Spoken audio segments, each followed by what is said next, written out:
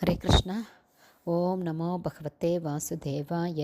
ஹரே கிருஷ்ணா. ஸ்ரீமத் பகவத்கீதை அத்தியாயம் 2. கீதையின் உட்பொருட்சுருக்கம். பதம் 58. யதா சம்ஹரதே சாயம் கூர்மோ அங்கானீவ சர்வஷக இந்திரியாணி இந்திரியார்த்தேப்யஸ் தஸ்ய பிரக்ஞா பிரதிஷ்டிதா.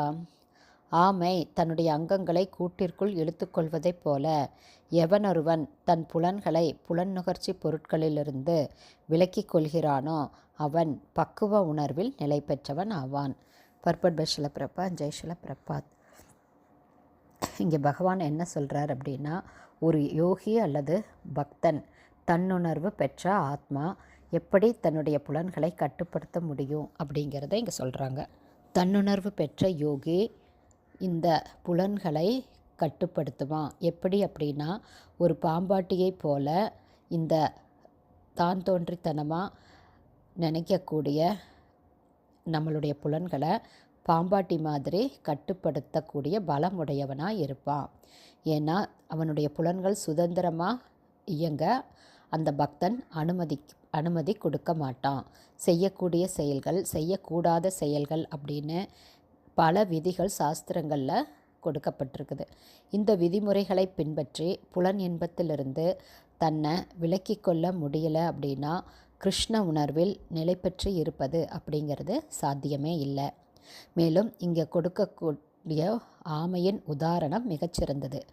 ஆமையால் தன்னுடைய புலன்களை எந்த நேரத்திலுமே ஓட்டுக்குள்ளே இழுத்துக்க முடியும். குறிப்பிட்ட தேவைக்காக எந்த நேரத்திலும் தன்னுடைய புலன்களை வெளிக்காட்டவும் முடியும். அது மாதிரி கிருஷ்ண உணர்வில் இருக்கக்கூடியவர்களின் புலன்கள் இறைவனின் தொண்டில் சில குறிப்பிட்ட செயல்களுக்காக மட்டுமே உபயோகப்படுத்தப்பட்டு மற்ற நேரங்களில் கட்டுப்படுத்தப்படுகின்றன. தன்னுடைய புலன்களை சுய திருப்திக்கான செயல்களில் ஈடுபடுத்தாமல் இறைவனின் தொண்டில் ஈடுபடுத்துமாறு இங்கே அர்ஜுனன்கிட்ட பகவான் சொல்கிறாரு. அர்ஜுனனுக்கு சொல்கிற மாதிரி பகவான் நமக்கு தான் சொல்கிறாரு. அதாவது புலன்களை உள்ளிழுத்து கொள்ளும் ஆமையின் உதாரணம் எப்போதுமே பகவானுடைய தொண்டில் புலன்களை உபயோகப்படுத்துவதை விளக்குகிறது. நம்மளுடைய கண்கள், கைகள், கால்கள், நம்மளுடைய மனசு அப்படி ஒட்டுமொத்தமாக எல்லாமே பகவானுடைய சேவையில் ஈடுபடுத்த வேண்டும். அவற்றை தன்னிச்சையாக இயங்க அனுமதித்தால் அது சாஸ்திரங்களுக்கு விரோதமானது. ஏன்னா எப்போவுமே புலன்களை நம்ம கண்ட்ரோலில் வச்சுருக்கணும் அப்படின்னு பகவான் இங்கே சொல்கிறார். ஹரி போல்.